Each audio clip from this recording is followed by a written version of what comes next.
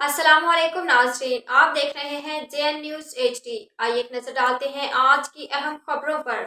खबर शामिल करते हैं क्वेटा से पाकिस्तान परचम तले कॉन्फ्रेंस के मेहमान खसूसी पीर तरीकत रूहानी और मजहबी स्कॉलर साहबजादा पीर अजमत सुल्तान सरवरी कादरी चेयरमैन आर्मी पंचतन पाक इंटरफेथ हारमोनी 3 रोजा दौरे पर क्वेटा एयरपोर्ट पर पहुंच गया, जहां पाकिस्तान यूथ पीस मूवमेंट के चेयरमैन अरबाब नासिर हैदर कासी और Pakistan youth peace movement Pashtun belt सदर अब्दुल्ला खान उच्चकजई और Pakistan youth peace movement Sindh के सदर इमरान अली जतोई ने पीर साहब का इस्तकबाल किया और पीर साहब की सदारत में जोक में सानिया 16 सितंबर शोहदा APS पेशावर और शोहदा पाकिस्तान के हवाले से एक अजीम शान प्रोग्राम के मेजबान मरकजी सदर Pakistan youth peace movement Khan Ahmad Khan Kakar, जिन्होंने पीर अजमत सुल्तान का इस्तकबाल किया। खान अहमद खान काकड़ का कहना था, मैं अमन का दाई है, मैंने परचम इसलिए उठाया है कि पाकिस्तान में अमन रहे।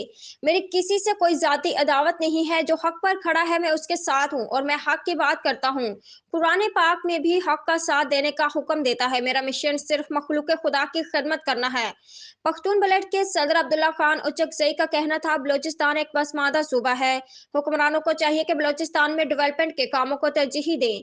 बलोचिस्तान के अवाम तालीम और सेहत से महरूम है, हुक्मरानों को चाहिए बलोचिस्तान के अवाम को तालीम के जेवर से आरास्ता करें।